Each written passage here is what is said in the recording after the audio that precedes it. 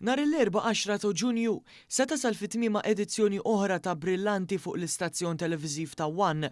Din is-sensiela ta' episodji kienet iffukata fuq l-isfin, bdiet xhur ilu u ġabet flimkien talent kbir, kemm lokali u anki internazzjonali.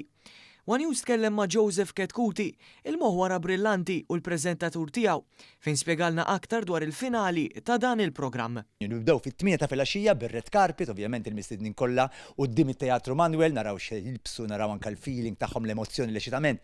U mbagħad fit-8 nofs 5 nidħlu ġewwa it-Teatru Manuel sabiex naraw min ħajkun ir-rebbieħ jew rebbieħa ta' Brillanti Dance.